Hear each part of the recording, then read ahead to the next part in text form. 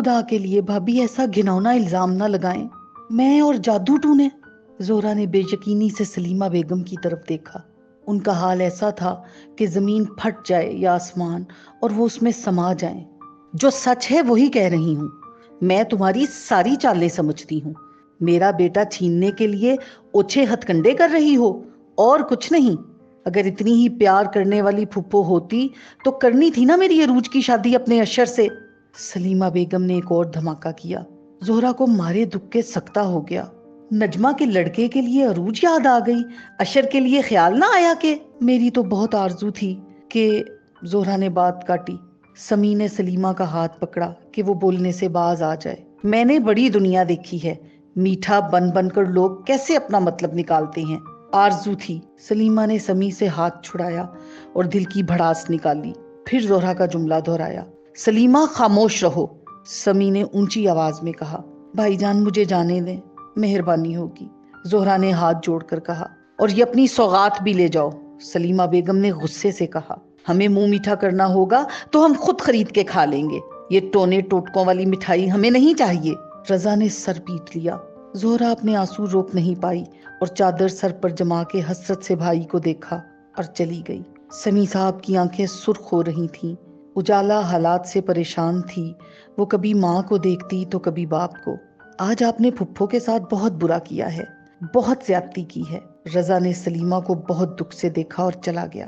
سلیمہ نے رضا کے اس طرح جانے پر الٹا مطلب نکالا۔ دیکھا آپ نے، اسے آپ کی شے ہے، ورنہ رضا میرے سامنے کبھی زبان نہیں کھولتا۔ بکواس بند کرو سلیمہ، یہ میری شرافت ہے کہ تم میری بہن پر گھنونے الزام لگا رہی تھی اور میں خاموشی سے سن رہا تھا، صرف اس لیے کہ تمہاری زبان کے آگے خندق ہے۔ تم نے کسی کا لحاظ نہیں کرنا ہوتا، الٹا بہن کے سامنے تم میری بھی بےزتی کر دیتی۔ لیکن ہاں میں ہی بری ہوں، تم بری نہیں ہو، تم نے ہم سب کو برا بنا رکھا ہے۔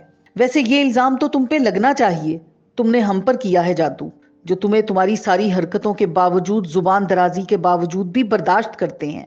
سلیمہ بیگم کو چکر سے آنے لگے، ان کا سر گھومنے لگا۔ سمی صاحب کمرے سے چلے گئے۔ سلیمہ بیگم کے حواس قابو میں آئے تو انہوں نے دیکھا سب جا چکے ہیں سوائے اجالا کے۔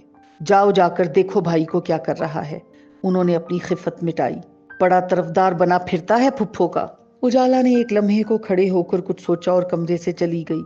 سلیمہ بیگم اکیلی رہ گئیں۔ ان کا انداز ایسا تھا جیسے دل کی بھڑاس نکال کر انہیں بہت اطمینان ہوا ہو۔ چاہے سمی صاحب نے کافی سنا دی تھی، لیکن وہ اطمینان میں آ گئی تھی۔ کیسا دل کوئلہ کر کے رکھ دیا تھا زہرا نے۔ اشر کا نکاح ہو گیا، اب رخصتی کرانے جا رہی تھی اور میری بیٹی کو دکھی کر دیا منحوس نے۔ سلیمہ بیگم نے انتہائی غصے سے سوچا اور دانت پیسے۔ خیر، میں بھی دیکھتی ہوں کیسے خوش رہتی ہے زہرا اور اس کی بہو۔ سلیمہ نے منہ پر ہاتھ پھیر کر خود سے وعدہ کیا کہ اس خاندان کو کبھی سکون سے نہیں رہنے دینا۔ رضا کا صدمے سے برا حال تھا۔ اسے محض شرمندگی ہی نہیں تھی بلکہ دلی دکھ تھا۔ جس طرح پھپھو روتی ہوئی گھر سے گئی تھی وہ رضا سے برداشت نہیں ہو رہا تھا۔ ابھی زہرا گھر نہیں پہنچی تھی کہ رضا نے مریم کو فون کیا۔ وہ رضا کی بےتابی پر حیران تھی۔ اس نے فون ریسیو کیا تو وہ بہت شرمندہ تھا۔ کیا ہوا؟ مریم نے پریشانی سے پوچھا۔ پریشان لگ رہے ہو؟ پھپھو کہاں ہیں؟ رضا نے پوچھا۔ امی تمہاری طرف ہی تو گئی تھیں، ابھی واپس نہیں آئیں۔ مریم نے ناسمجھی کے عالم میں جواب دیا۔ اچھا، رضا نے مایوسی سے کہا اور پھر بولا، اچھا جب وہ آئیں تو؟ اجالا کو کمرے میں آتا دیکھ کر رضا نے بات ادھوری چھوڑ دی۔ تم کیا جاسوسی کرنے آئی ہو؟ وہ غصے سے بولا۔ اجالا جو بہت محبت بھرے جذبات لے کے آئی تھی، رضا کے سخت رویے پر دل برداشتہ ہو گئی۔ رضا نے اجالا کو دیکھ کر رخ پھیر لیا۔ بھائی بات تو سنیں۔ اجالا نے بڑی مشکل سے اپنے غصے پر کنٹرول کیا۔ مجھے کسی سے بات نہیں کرنی، پلیز تم چلی جاؤ، رضا نے خفگی سے کہا۔ امی ٹھیک ہی کہتی ہیں کہ؟ اجالا نے اتنا ہی کہا تھا کہ رضا نے بات کاٹی۔ وہ کبھی بھی کچھ بھی ٹھیک نہیں کہتی۔ آپ کا رویہ اس بات کو ظاہر کر رہا ہے کہ پھپھو نے واقعی جادو کروا دیا ہے آپ اور ابو پر۔ بس کر دو اجالا، تم تو پڑھی لکھی ہو، سمجھدار بنو۔ اگر عملیات جادو ٹونا زندگی بدل سکتے تو جادو کرنے والے چیتھڑے پہن کر جھونپڑیوں میں نہ رہ رہے ہوتے۔ امی کہتی ہیں مخلوق خدا کی خدمت کرنے والوں کو اپنی کیا پرواہ۔ رضا نے دکھ سے اجالا کو دیکھا اور کہا، میرا سر مت کھاؤ پلیز، میں پہلے ہی بہت اپسیٹ ہوں۔ کہہ دیتی ہوں امی سے کہ آپ جو سمجھ رہی ہیں وہ بالکل سچ ہے۔ اجالا پیر پٹکتی ہوئی چلی گئی۔ ہاں ہاں کہہ دو، رضا نے بھی غصے سے کہا۔ اجالا کے جانے کے بعد وہ زچ ہو کر بیٹھ گیا۔ وہ اس صورتحال سے بہت دل برداشتہ ہو رہا تھا۔ جب سے ہوش سنبھالا تھا اس نے یہی باتیں سنی تھی کہ کسی نے کچھ کر دیا، نظر لگ گئی۔ کالی بلی کو سلیمہ بیگم جتنی اہمیت دیتی تھی اتنی تو کبھی کسی انسان کو بھی نہ دی ہوگی۔ رضا کو بچپن سے لے کر اب تک کی ساری باتیں یاد آ رہی تھیں اور وہ کڑ رہا تھا۔ زہرا کے کانوں میں سلیمہ بیگم کی باتیں گونج رہی تھیں۔ وہ ضبط کر رہی تھی لیکن آنسو نکل رہے تھے۔ مریم پانی کا گلاس لیے ان کے پاس آ کر بیٹھ گئی اور زہرا کا ہاتھ پکڑ کر دکھی لہجے میں کہنے لگی، امی مجھے تو اندازہ ہی نہیں تھا، پھپھو کے دل میں ہمارے لیے اتنا زہر بھرا ہوا ہے۔ انہیں ایسا نہیں کہنا چاہیے تھا۔ مجھے لگتا ہے اشر کے نکاح کا انہیں بے حد دکھ ہے۔ اس کا غصہ بھی انہوں نے آج نکال لیا۔ دکھ تو ہمیں بھی ہے امی، لیکن ان کو غصہ ہے۔ غصے اور دکھ میں فرق ہوتا ہے۔ مجھے نجمہ کے بیٹے کا رشتہ لے کر نہیں جانا چاہیے تھا۔ زہرا کفے افسوس مل رہی تھی۔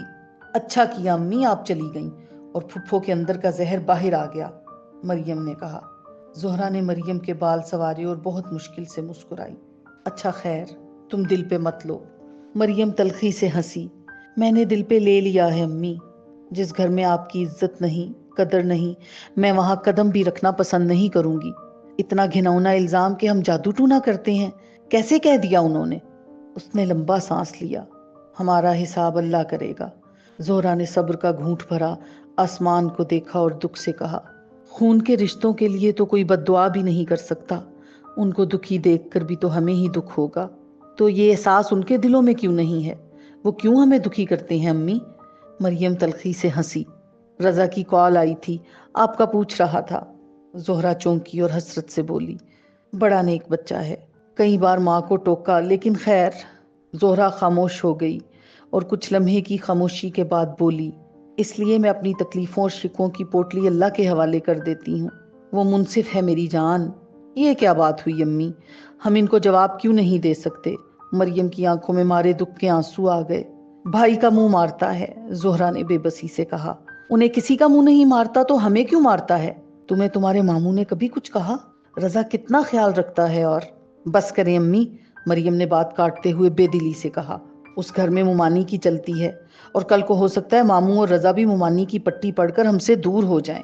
زہرا کے پاس اس بات کا کوئی جواب نہیں تھا۔ وہ تو یہ جانتی تھی کہ شوہر کے بعد بھائی کا دم ہے جس نے ان کے سر پر ہاتھ رکھا تھا۔ ان کا سایہ زہرا کی برباد زندگی کے لیے کتنا ضروری تھا، لیکن بچے نہیں سمجھتے۔ اپنے کمرے میں لیٹی وہ مسلسل یہی سوچ رہی تھی۔ ساری شام مریم نے انہیں بحث میں الجھائے رکھا تھا۔ ممانی یہ کرتی ہیں، وہ کرتی ہیں، ہمیں اچھا نہیں سمجھتی۔ اشر نے اپنی مرضی سے وہاں شادی کی ہے، زہرا نے خود کلامی کے سے انداز میں کہا۔ اب تو میں سوچتی ہوں کہ اس نے اچھا ہی کیا جو وہاں شادی کر لی۔ عروج بھی تو سلیمہ کی بیٹی ہے، کل کو اس نے بھی یہی کرنا تھا، جادو ٹونے کا الزام ہی لگانا تھا ہم پر، زہرا نے خود سے کہا اور آنکھیں بند کر لیں اور یقین کر لیا جو ہوتا ہے اچھے کے لیے ہوتا ہے اور ہمارے بھلے کے لیے۔ اللہ پاک فرماتا ہے، اے ابن آدم، ایک تیری چاہت ہے اور ایک میری چاہت ہے، پس اگر تو نے سپرد کر دیا خود کو اس کے جو میری چاہت ہے تو میں بخش دوں گا تجھ کو وہ جو تیری چاہت ہے، اور تو نے کیا وہ جو تیری چاہت ہے تو میں تجھے تھکا دوں گا اس میں جو تیری چاہت ہے، پھر ہوگا وہی جو میری چاہت ہے۔